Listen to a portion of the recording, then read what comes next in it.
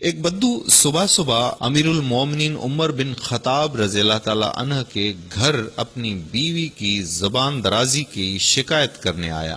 آپ ایک گھر میں رہتے تھے، کوئی 100 کنال کا محل تو تھا نہیں، اندر کی بات باہر صاف سنائی دیتی تھی۔ بدو جو ہی دروازے کے پاس پہنچا، اس نے جناب فاروق رضی اللہ تعالی عنہ کی بیوی کو بولتے سنا۔ وہ خوب کلاس لے رہی تھی اور آگے سے جناب فاروق رضی اللہ تعالی عنہ کی آواز تک نہیں آ رہی تھی۔ اگر عمر ابن خطاب رضی اللہ تعالی عنہ کا یہ حال ہے جو اتنے سخت ہیں اور امیر المومنین بھی ہیں، تو میرا شمار تو کسی شمار میں نہیں، پھر شکایت کا کیا فائدہ۔ ادھر بدو واپسی کے لیے پلٹا، ادھر امیر المومنین سچویشن کو ٹھنڈا کرنے کے لیے گھر سے باہر نکل آئے۔ آپ رضی اللہ تعالی عنہ نے بدو کو واپس جاتے دیکھا اور اس کی چال ڈھال سے سمجھ لیا کہ یہ مدینے کا باسی نہیں ہے، کوئی مسافر ہے۔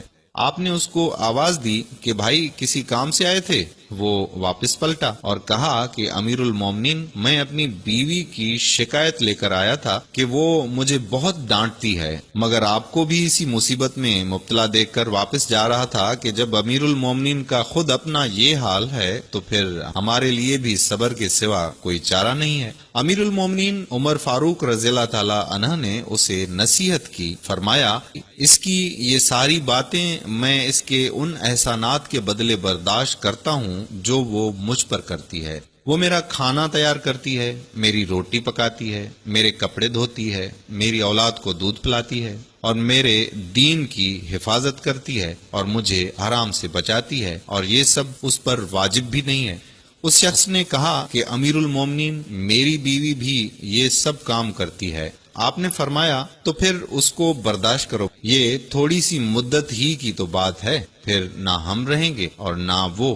بدو نے کہا امیر المومنین آپ سچ کہتے ہیں، اور واپس چل پڑا۔ اسے عملی سبق مل چکا تھا کہ بولنا عورت کا عیب نہیں، برداشت کرنا مرد کا امتحان ہے۔